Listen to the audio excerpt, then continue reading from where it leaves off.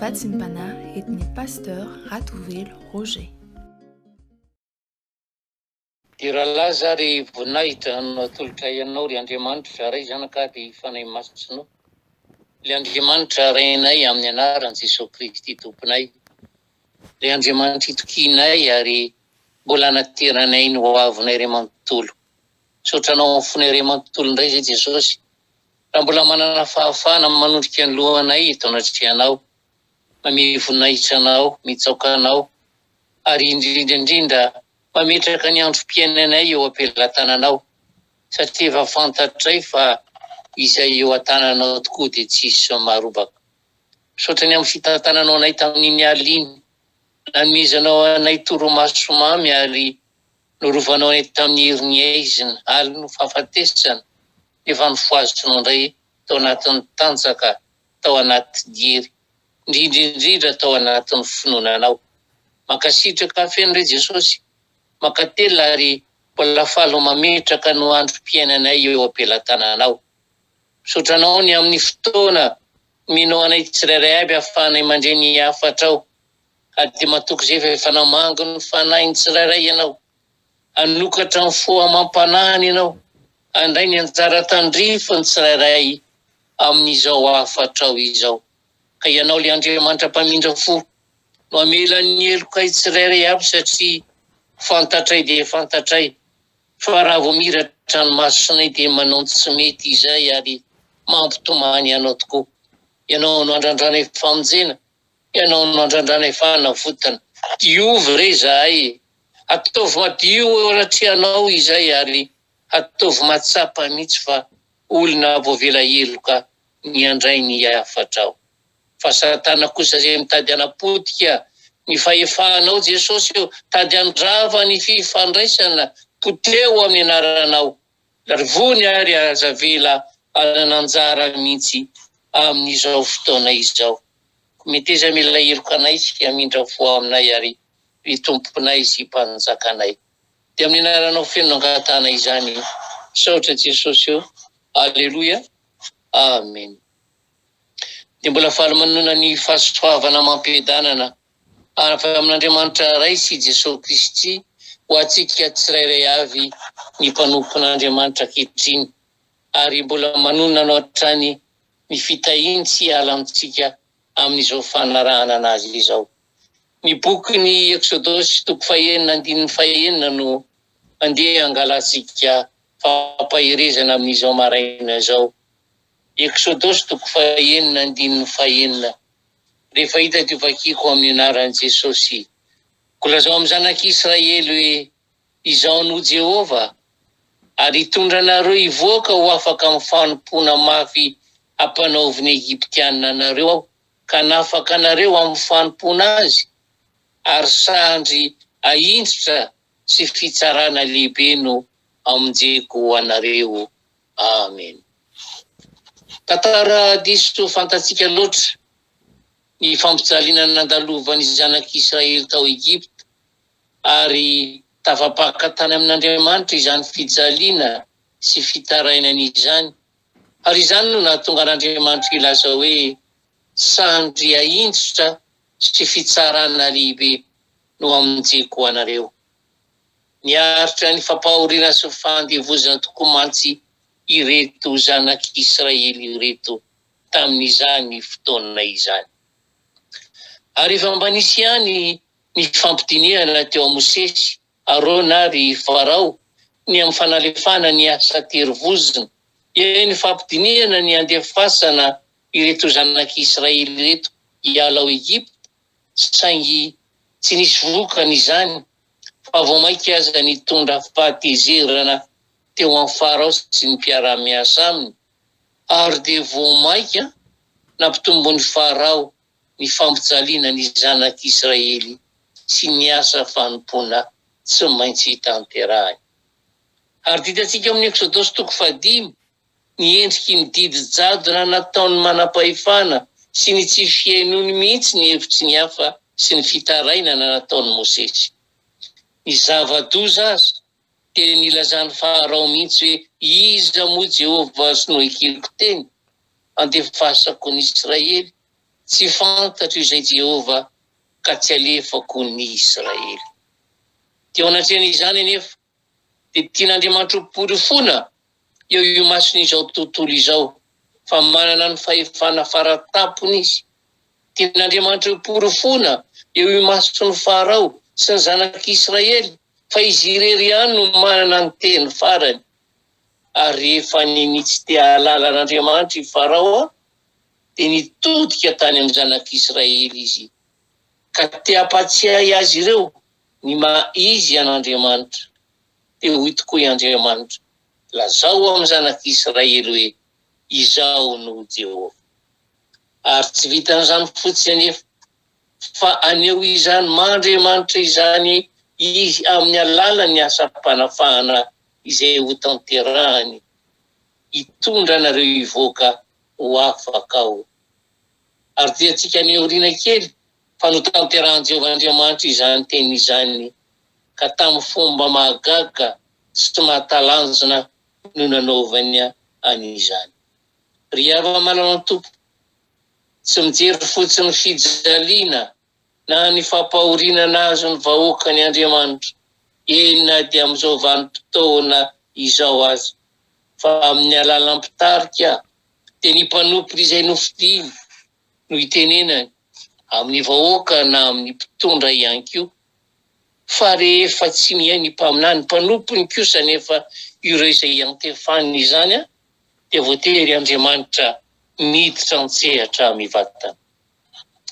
Ry hava-malalo amin'ny Tompo, raha miatrika ady mafy ianao ankehitriny na ranofo, voagejan'ny fahatrana, trosa, fahoriana, aretina, olana samihafa, na aretina ara-panahy, fahotana, asan-devoly, fahazaran-draty tsy mety afaka, tsy finoana eny efa sy talasalana sy fiverenan-dalana mety ho hakiviana ihany koa, ka tsy mirarahanao ny olona, fa vao mainka koa aza manampitrotra ka izany fahavoazanao izany, dia tsaro fa vonona ny Tompo dia Jesosy ady ho anao.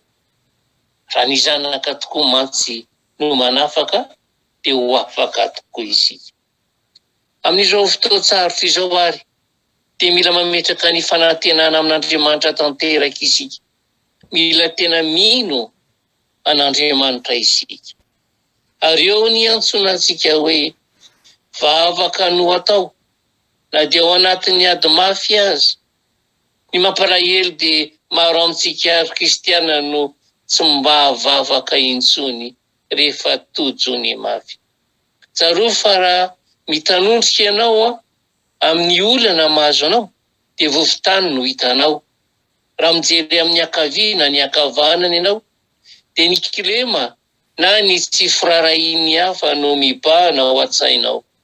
Raha mijery any aoriana ianao dia ny lasanao indray no miantso anao.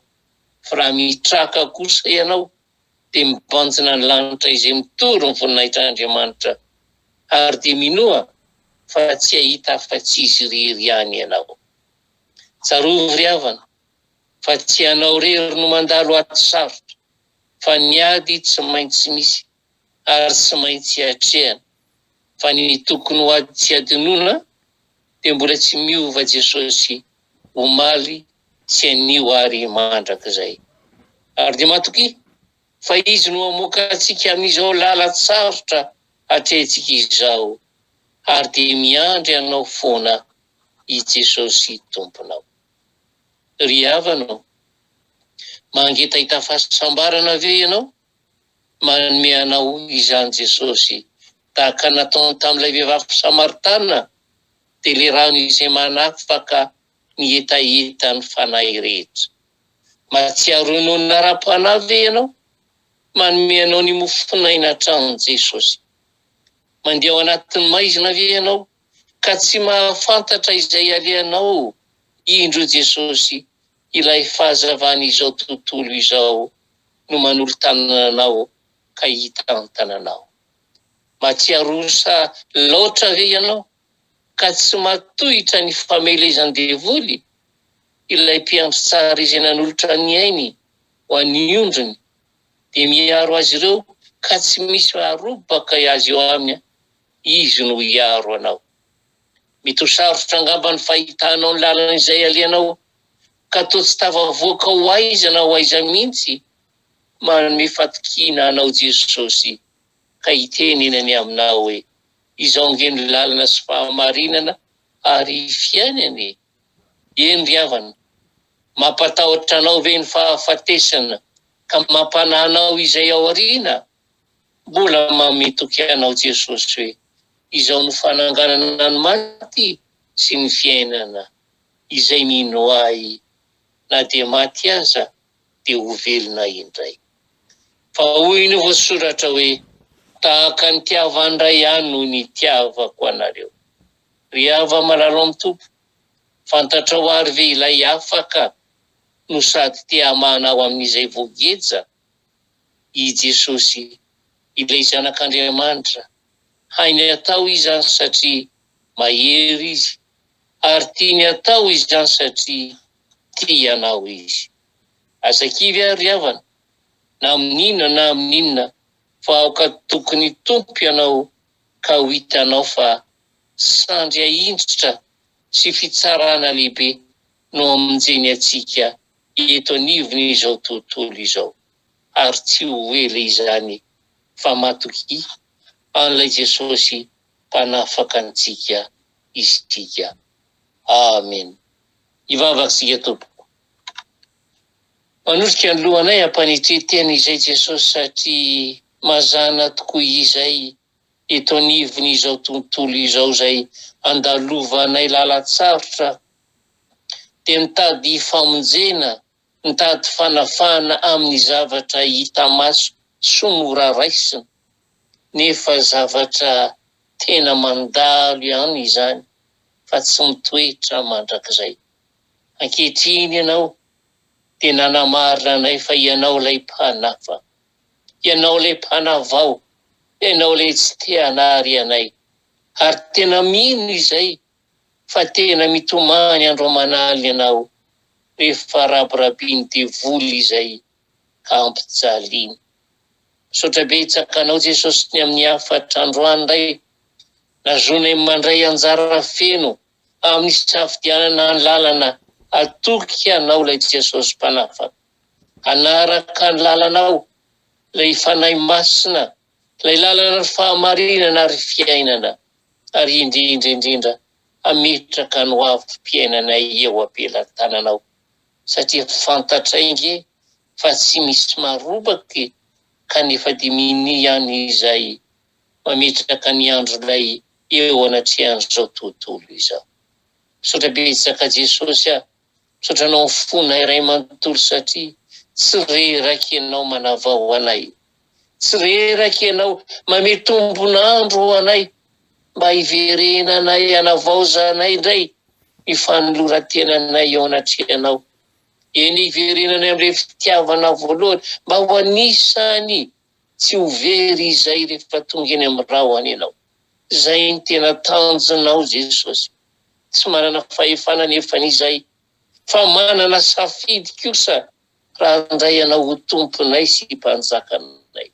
Fa ny fahefana avy any aminao ihany dia mandidy anao ankehitriny, fa hiaro anay, hitantana anay, ary hitary anay Jesosy, ka eo anivon'ny fiainanay iray manontolo dia sandronao no ahindritrao, ary ny fitsarana lehibe no amonjenao anay eo anivon'ny herin'ny Satana. Tanteraho aminay tsirairay aby izany, isan'andro mako izay dia mandalo lalatsarotra isan-karazany, tsy mitovy fa fomba fiteninay hoe sahala, mitanondrika, reraka amin'ny zavatra maro samihafa, fa ankehitriny ianao ilay Jesosy mpanafaka anay no manamarina ka ny teny hoe izaho no Jehova aza matahotra. Ko dia matoky anao izay Jesosy, raha ndeha hamakivaky ny androandroany reto vahoakanao, ampatsiahivo isan'andro, ibitsio amin'ny sofina isan'andro, fa na iodika avy izay na iodika avanana izay, na iza lianay dia mila mibanjina anao foana, ka itenenanao hoe tia ny lalana ka izory dia hita fitsarana amin'ny fanahinareo ianareo. Mety maro ny heran'rasy tady anabotika anay amingana anay ka ho lavo androany fa matoky aho fa ianao nefa naniraka ny anjelinao hitobo manodidina anay ka zay rehetra ka sainay ho fanirianay mba hampandroso ny finoana ianao, hampandroso ny fifankatiavana ianao mba tanterao Jesosy eo.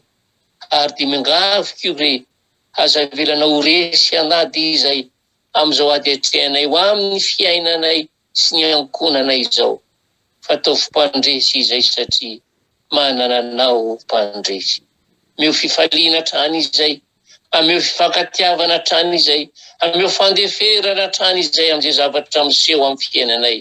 Satria fantatray fa ho ambadika aho dia ny ho anay ny fahasarana sy ny fitiavana ianao.